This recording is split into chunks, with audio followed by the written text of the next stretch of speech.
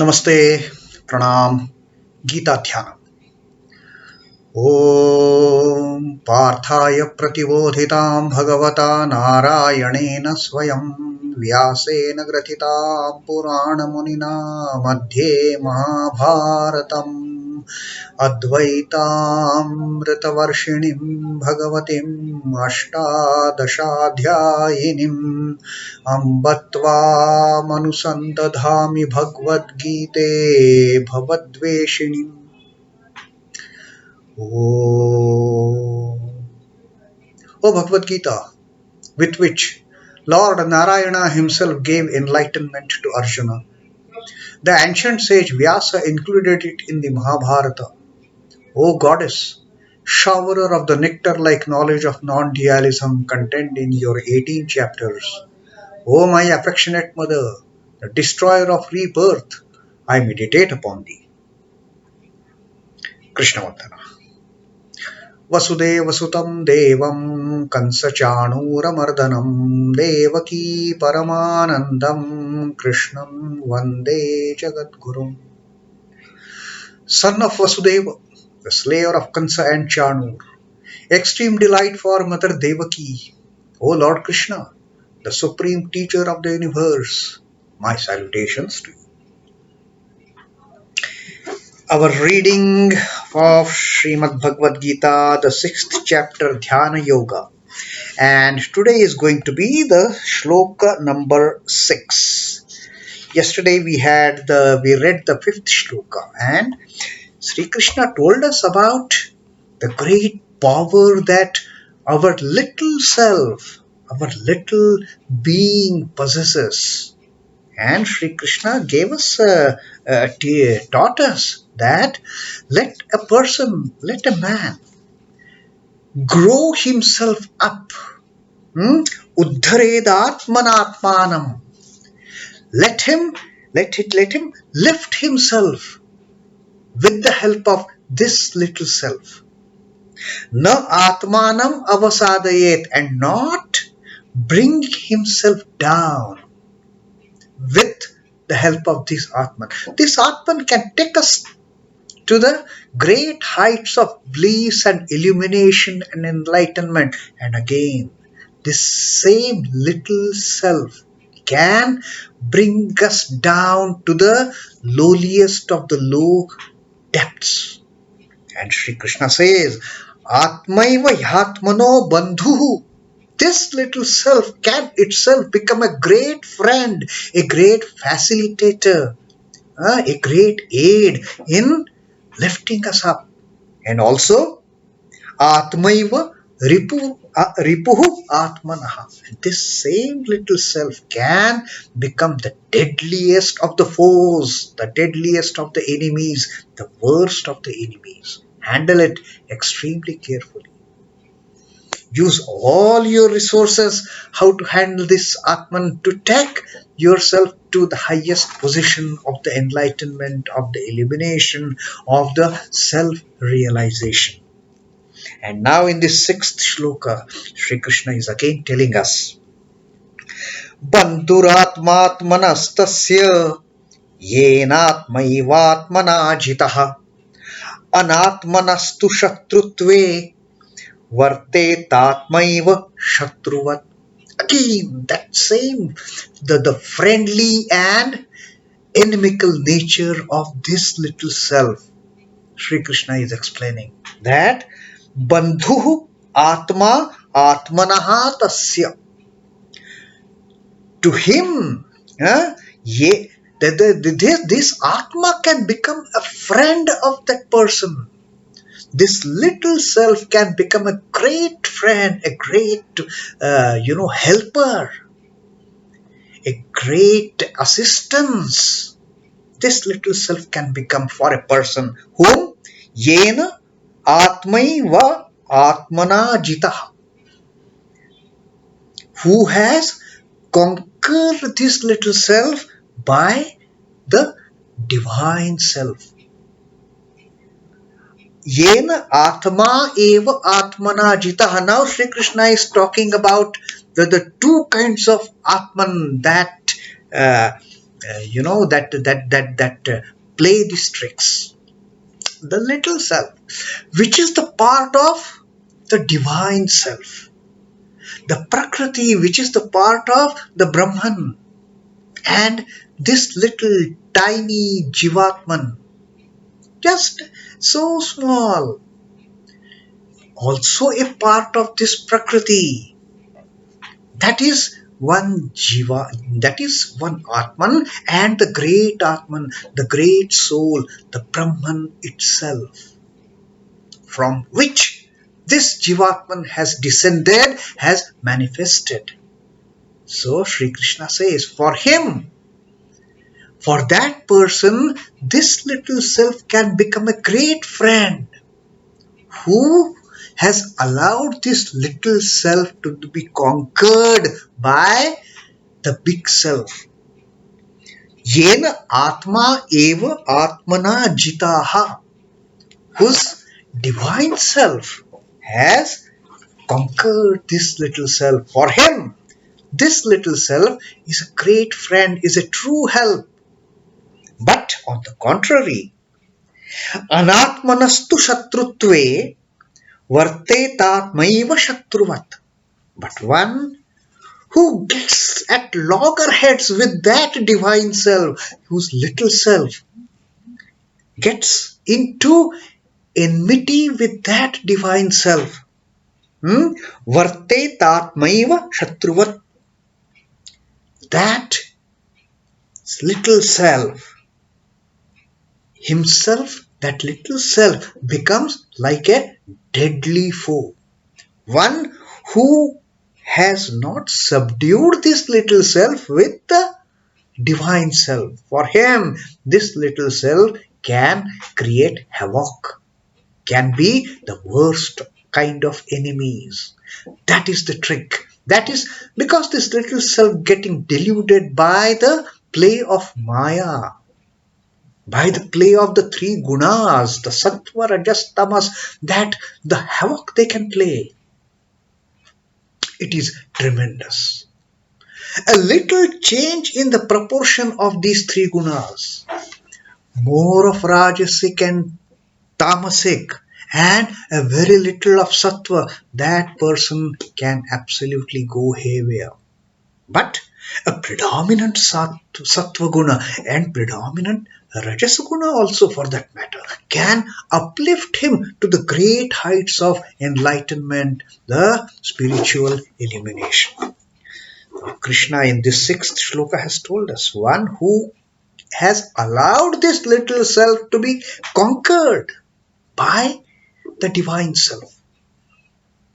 And for him, that little self is the best of the friends. He is the close buddy, close chum, close friend, the bestest of the best friend. But on the contrary, if he takes up enmity, oh, I don't want to know that big self, that divine self. Who is that? I am here. I am in this body. Once this egotism sparks, then that is the end of that person, going to the lowest of the depths of this existence. To him who has conquered his base self, his innate self, by the divine self, his own self is a great friend. But to him who has not subdued the self, rather who has taken an enmity towards the bigger self, towards the divine self, his own self acts as the foe. Then the attachments to all the allurements, all the temptations of this worldly sense object starts the downfall of that person. He is not able to conquer the senses. He is not able to conquer the association of the senses with the sense objects. And the entire focus is only on the enjoyment of those sense objects, and that leads to the downfall of the person, and there the lower self acts as the extreme foe. The base and the divine are two mutually opposing natures at work in man. Yes, in every man there are these two natures. One tells him do this, another tells him don't do this. That power of discrimination, that power of understanding, that power of questioning, should I do it or not? And in some people, they overrule the power of that Supreme Lord, and they go more by the senses. The senses drive them away. When either of these them predominates the other gets vanquished. When a Supreme Atman gets predominated, the lower self gets vanquished. And then it is the rule of the Lord. Where the body, mind and senses are under perfect control, the divine nature prevails and pulls the man up.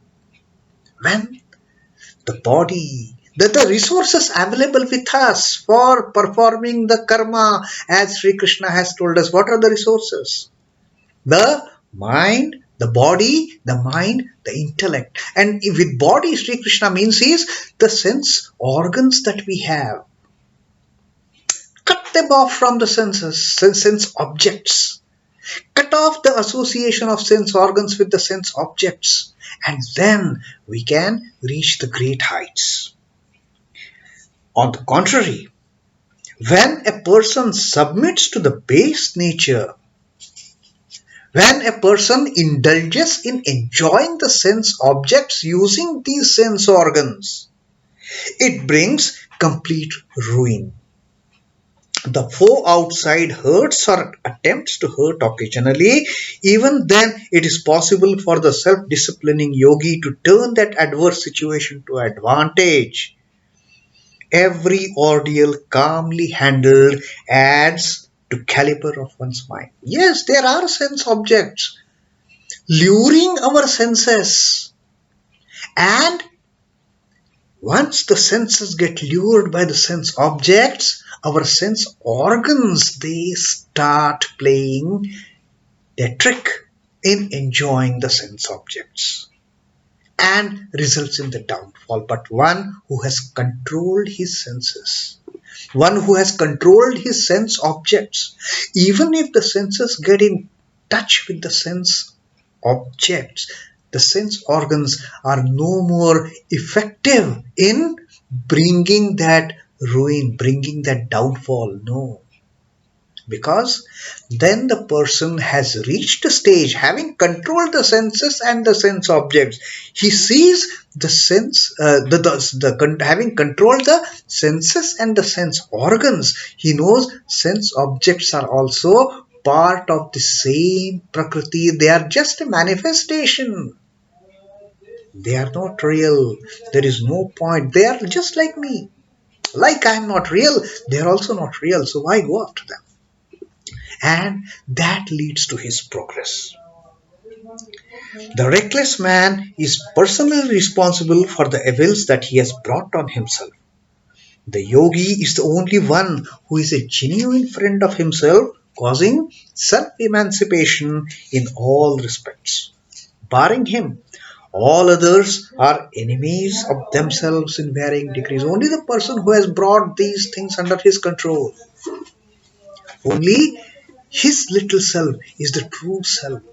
In bringing that understanding, in bringing in that realization, in helping him to reach that level of enlightenment and illumination. So that is what Sri Krishna tells us, and let us see what Sri Ramakrishna has to tell on this particular teaching of the Sri Krishna. Both bondage and freedom are in the minds of men.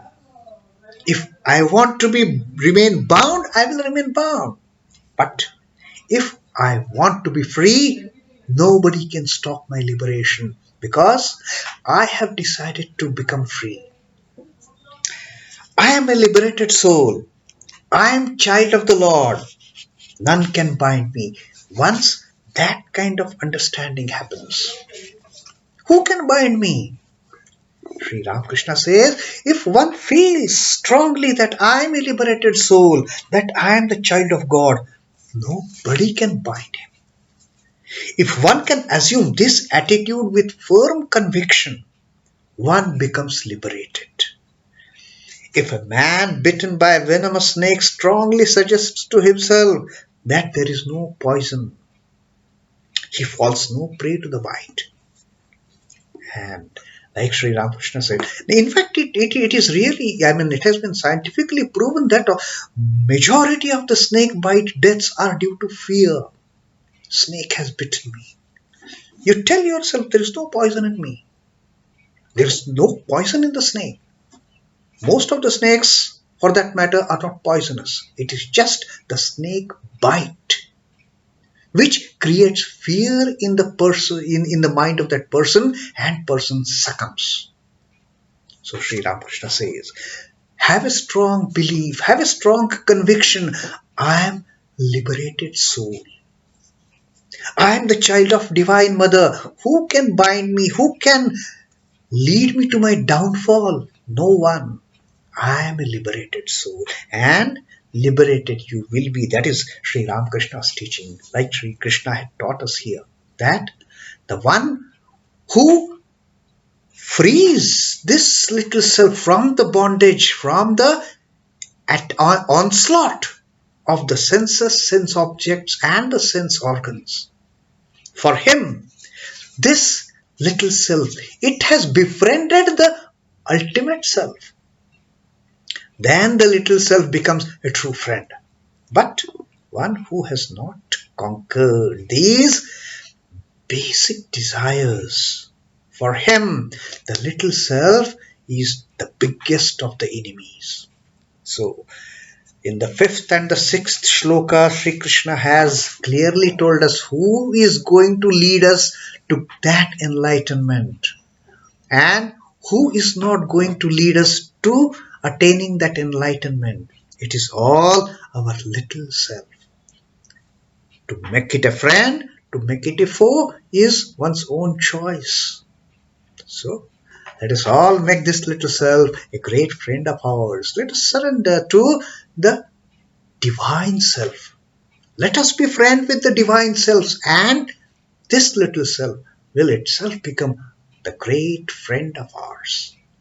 So that is Sri Krishna's teaching in the 6th shloka. Om Namo Bhagavate Vasudevaya. Sri Krishna Arpanamastu. Jai Sri Ramakrishna. Jai Thakur. Jai Ma. Jai Swami Ji.